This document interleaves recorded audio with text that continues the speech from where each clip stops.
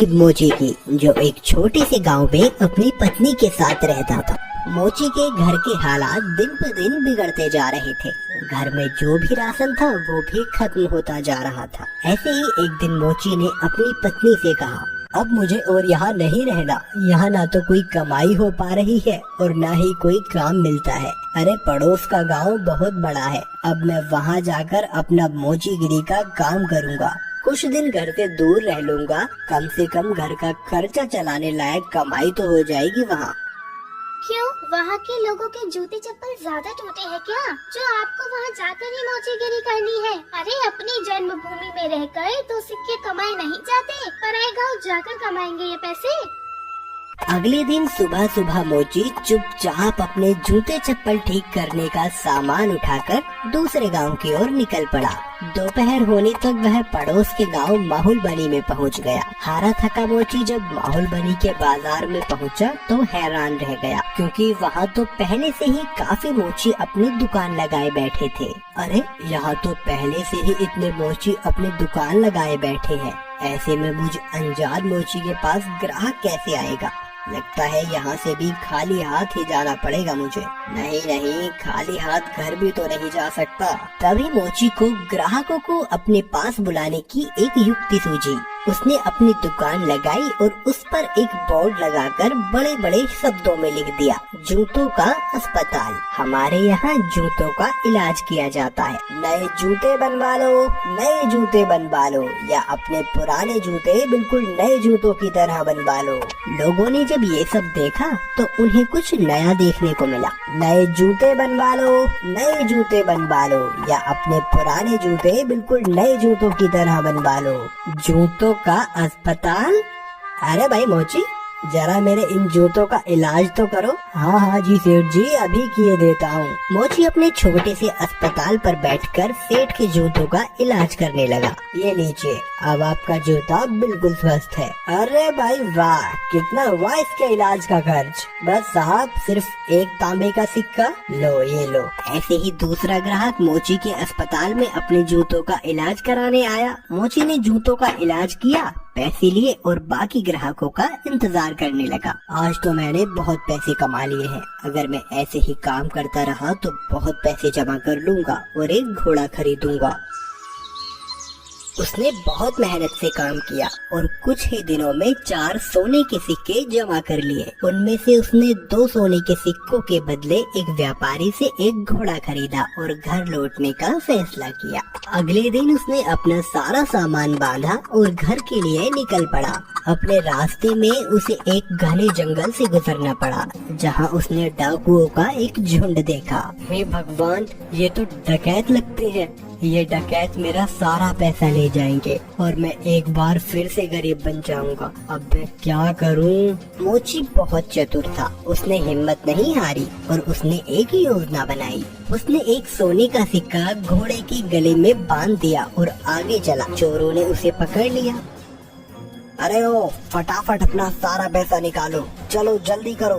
देखो, मैं एक गरीब मोची हूँ, मेरे पास इस घोड़े के सिवाय और कुछ नहीं है।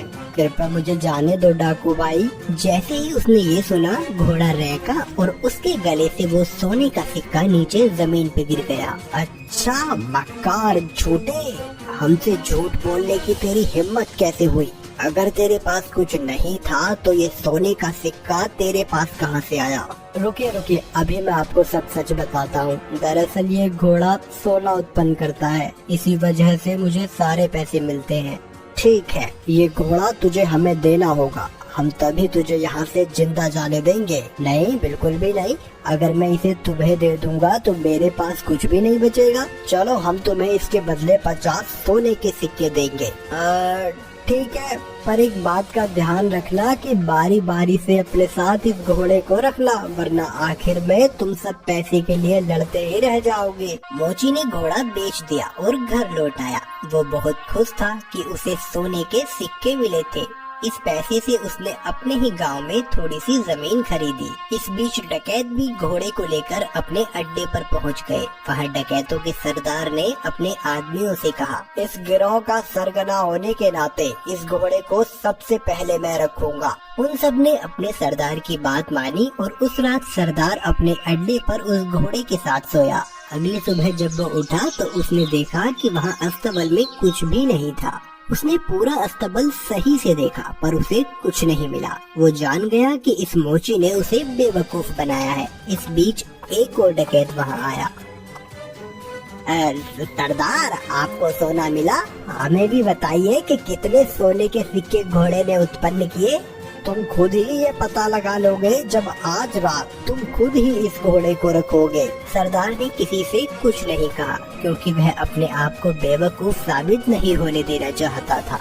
एक एक करके सभी डकैतों ने घोड़े को अपने साथ रखा पर उनमें से किसी को कुछ नहीं मिला। वे सब समझ गए कि उन्हें बेवकूफ बनाया गया है। उस मोची ने हमें बेवकूफ बनाया है, अब हम उसे सबक सिखाएंगे। सरदार, उसने ये साधारण सा घोड़ा हमें 50 सोने की मोहरों में बेचा है। हम उससे अपना पैसा वापस लेंगे और हमें धोखा देने की जुर्रत की सजा देंगे। हाँ, चलो चलो। वे सब के सब मोची के घर की तरफ निकल पड़े। मोची अपने खेतों में काम कर रहा था। उसने सभी डकैतों को अपने घर की तरफ आते हुए देख लिया। मोची जल्दी से अपने घर में गया और अपनी पत्नी से बोला, अरे भाग्यवान, मेरी बात ध्यान से सुनो। अभी एक डकैतों का झुंड यहाँ आएगा और जब वो मेरे बारे में पूछे तब तुम उनसे कहना कि मैं खेतों में काम कर रहा हूँ। फिर हमारे कुत्ते जबरा को भेजना मुझे बुलाने के लिए। ये कहकर वो अपने घर के पीछे छुप गया। कुछ देर के बाद चोर वहाँ आ पहुँचे। वो मोची कहाँ है? बुलाओ उसे, हम उससे बात करना चाहते हैं। वो तो खेत पर गए हुए हैं। आप रुकिए, मैं अभी अपने कुत्ते को भेजती हूँ उन्हें बुलाने के लिए। जबरा, तुम अपने मालिक के पास तो जाना और जाकर उनसे कहना कि कुछ लोग उनको बुलाने आए हैं। ये सब क्या है? क्या जबरा सचमुच तुम्हारे पति को यहाँ ले आएगा? जरूर, वो हर बात समझता है। जब वो खेत पर होते हैं और मुझे उनसे बात करनी होती है तो मैं बस जबरा को उनके पास भेज देती हूँ और जबरा मेरी बातें उन तक पहुँचा देता है। डकैत मोची की पत्नी से बात कर रहे थे तभी मोची वहाँ आ पहुँचा। ओह डकैत भाई, आप आए हैं। जबरा ने मुझे बताया कि आप मुझसे कुछ बात करना चाहते हैं। हमें तुम्हारे इस घोड़े से कुछ नहीं मिला। तुमने हमें धोखा दिया, हमसे झूठ बोला। अरे आप कैसी बात कर रहे हैं? मुझे लगता है आपको कुछ तो गलतफहमी हुई है। आज जो कुछ भी मेरे पास है सब कुछ उस घोड़े की बदौलत ही है। अच्छा चलो ठीक है, हम तुम पर एक बार और विश्वास करते हैं, पर उसके बदले तुम्हें हमें ये कुत्ता भी बेचना होगा। अरे नहीं, बिल्कुल भी नहीं, मैं इस कुत्ते को तुम्हें नहीं बेच सकता। अरे चलो, हम इसके लिए तुम्हें 40 सोने के सिक्के देंगे। थोड़ा इनकार करने के बाद मोची सहमत हो गया कुत्ता बेचने के लिए। चोरों ने जबरा को लिया और चले गए। जब सभी डकैत अपने अड्डे पर पहुँचे तो सरदार ने ऐलान किया कि वो पहला होगा जो कुत्ते को अपने पास रखेगा। बाकी डकैतों ने उसकी आज्ञा मानी और चले गए। सरदार ने अपने बेटे श्याम को बुलाया।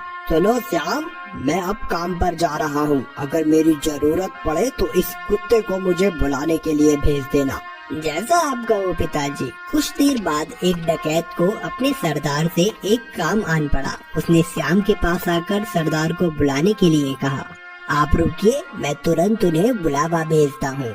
जबरा, जा और जाकर पिताजी से कहना कि कोई वहाँ आया है उनसे मिलने। जबरा सरदार के अड्डे से भागा और बजाय सरदार के पास जाने के वो सीधा मोची के पास गया। जब सरदार घर वापस आया तब उसने देखा कि जबरा वहाँ नहीं था। वो जान गया कि जबरा जरूर अपने मालिक के पास गया होगा, तो वह अकेला फिर से मोची के घर गया।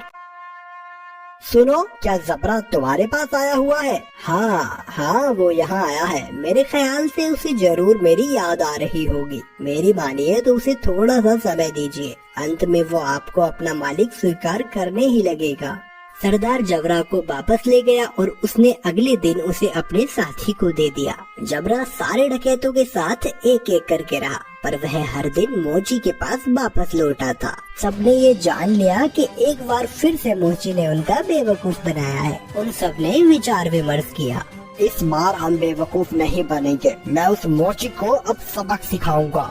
इस बार सारे डकैत मोची के घर पहुँचे। उन्होंने मोची की एक न सुनी और मोची को एक बोरे में डाला और उसे लेकर वहाँ से चल दिए उसे सबक सिखाने के लिए। मोची चुपचाप बोरे में पड़ा रहा। रास्ते में वे सब एक मंदिर के पास से गुजरे, तभी एक डकैत ने कहा, सरदार गर्मी बहुत ज्यादा है, क्यों ना कुछ देर यहीं आराम किया जाए। सरदार भी उसकी बात मान लेता है और मोची को वहीं छोड़कर मंदिर में आराम करने के लिए चले जाता है। सुअरों का एक झुंड वहाँ से गुजर रहा था और जब मोची ने सुअरों के झुंड की आवाज सुनी तो मोची को एक उपाय सूझा और उसने तेज आवाज में चिल्लाना शुरू किया, मैं ऐसा नहीं करूँगा, मैं ऐसा नहीं करूँगा, मुझे छोड़ दो, मुझे जाने दो।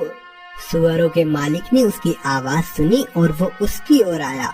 अरे रुको रुको, क्या हुआ, तुम क्या नहीं करोगे? किसने तुम्हें इस बोरे में डाला? वो मेरी शादी जबरदस्ती जमींदार की बेटी से करवाना चाहते हैं, पर मैं शादी नहीं करवाना चाहता। क्यों भाई, क्या तुम पागल हो? अगर मैं तुम्हारी जगह होता तो मैं यकीनन उसकी लड़की से शादी करता। अगर ऐसी बात है तो आओ, मैं तुम्हें बोरे में डाल देता हूँ और तुम जाकर उसकी लड़की से शादी कर लो। सचमुच? बेशक, लेकिन पहले मुझे बाहर तो निकालो। सुअरों के मालिक ने मोची को बोरे से बाहर निकाला और खुद बोरे के अंदर घुस गया। मोची ने उसे बांध दिया और उसके सुअरों को लेकर वहाँ से चला गया। शाम को डकैत मंदिर से बाहर आए, बोरे को लिया और चले गए।